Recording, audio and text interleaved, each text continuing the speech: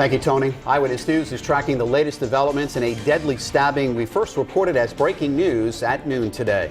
Terry Chiodo was allegedly stabbed to death on a RIPTA bus in Portsmouth by her 46-year-old ex-husband, Christopher James. Tonight, local advocates against domestic violence are reacting. Eyewitness News reporter Jennifer Mobilia is live in Portsmouth now with more on what she's learned.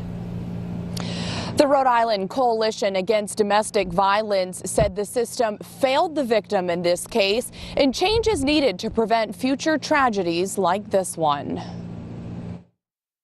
46-year-old Christopher James was arraigned Wednesday, just hours after police say he stabbed his ex-wife, 46-year-old Terry Chiodo, to death on a public bus in Portsmouth.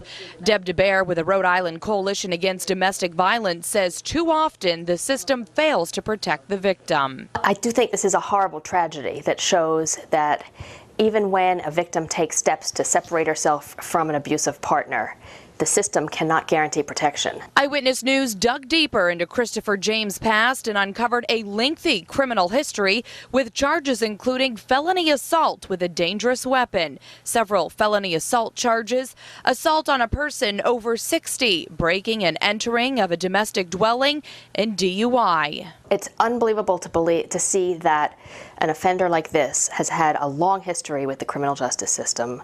We saw in public records that there were at least 3 domestic violence cases in the past decade, all of which had been dismissed. DeBear says 65% of misdemeanor domestic violence cases here in Rhode Island end up being dismissed, a statistic she says must change to protect victims. And that puts out a terrible message to victims if you know that there's a 65% chance that your case will be dismissed in the court system. Now, sadly, today's murder marks the first murder in a decade here in Portsmouth. Reporting live with the East Bay Mobile Newsroom, I'm Jennifer Mobilia, Eyewitness News.